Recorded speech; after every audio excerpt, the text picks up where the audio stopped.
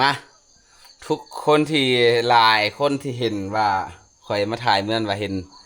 หลังทางหลังว่าเฮือนหลังทางหลังเป็นเฮือนองค์ขี้ข้านบ่แม่นทุกคนเฮือนองค์ขี้ข้านแล้วนี่ข่อยบ่ทันได้อยากเปิดเป็นหยังคือจังซั่นมันบ่ทันแล้วเนาะข่อยจะบ่ได้เฮ็ดขั้นตอนเริ่มเพราะว่าเฮือนหลังนี้ข่อยเฮ็ดมาดนก็สีมือของข่อยนี่แหละเฮือนหลังนี้ก็ได้นะสีมือของข่อยกับอ้ายฮักข่อยก็คืออ้ายคำพุทธยศคำแสง เพิ่นเป็นฐานหมออยู่เมืองทองเฮือนหลังนี้ได้มาโดยที่แม่เพิ่นเสียทุกคนบ่ได้ตั้งใจว่าสิเฮ็ดเฮือนหลังนี้ดอกแม่ขององค์ขี้ข้านเสียลงไปก็คือทุกคนเห็นนั่นแหละเฮือนที่ว่าเขาสิกินก็บ่มีหั่นนะเพิ่นเสียลงไปแล้วบ่มีเงินเฮ็ดทานบ่มีเงินอีหยังเนาะก็ทุกข่อยก็บ่ทำพูดก็พากันขอ เงินกินท่านจาก FC ของข่อยแล้วก็ FC ของไอ้คำพุทธช่วยกันลงกะเพิ่นบริจาคมานี่ตกอยู่เงิน20ปลายล้าน27ล้าน28ล้านนี่แหละประมาณนั้นแหละและก็เอามาให้เขากินทานอยู่ประมาณ6ล้าน7ล้านเงินให้มันก็พอที่เนาะคนบ้านนอกเฮาก็สิสำนี้ก็พอเพราะว่าบ่ได้ลงก็บ่ได้ใช้นะเฮ็ดแบบธรรมชาติสารกระแตะใส่เอาทุกคน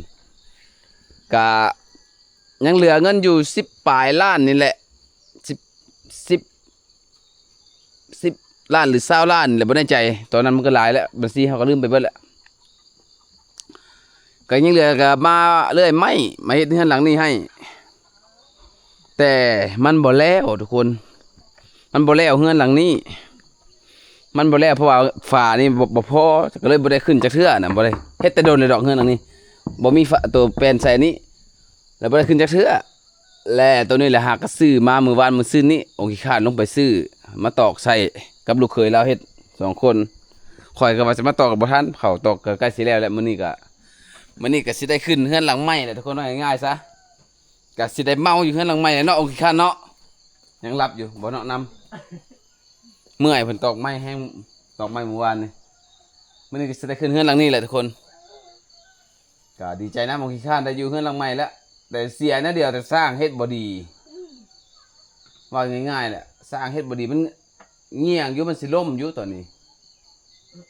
สร้างก็สร้างหมู่คนนี้แหละจักอีหยังแล้วบ่ผ่านเลยแหละบอกคำเดียวว่าบ่ผ่านแหละเฮ็ดเฮือนหลังนี้เงี่ยงเคเล่อยู่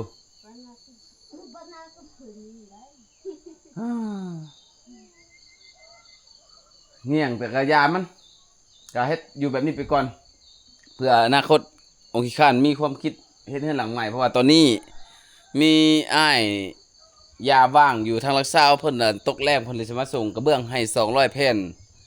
คันใดกระเบื้อง200แผ่นก็นี่แต่เลื่อยไม้นี่ก็สิบ่เบิดหลายปานใดดอกเลื่อยไม้นี่ก็เบิดประมาณ10ปลายล้านนี่ก็คันองค์ขี้ข้านเป็นองค์ขี้ข้านนี่ก็เก็บเงินได้นี่คันบ่จ่ายหลายนี่ก็สิได้เฮือนหลังเอาให้มันใหญ่กว่านี้หน่อยนึงแล้วมาตัวนี้มาเฮ็ดเฮือนไฟเฮ็ดเฮือนครัวหั่นน่ะก็ให้ตัวนี้เป็นเฮือนครัวแล้วก็เฮ็ดหลังใหม่เดียวข้อยก็สิพากับเจ้าเฮ็ดคือเก่านั่นแหละทุกคนฝากเป็นกำลังใจให้ต่อลุยต่อคือเก่ามื้อแรงขึ้นเฮือนหลังใหม่ทุกคนได้มื้อแรงเด้อเมาอยู่เฮือนหลังใหม่บ่ฮู้ว่างบองค์ขี้ข้านสิลงทุนเท่าใดงบเมามื้อแรงเดี๋ยวสิมาเมานํเขา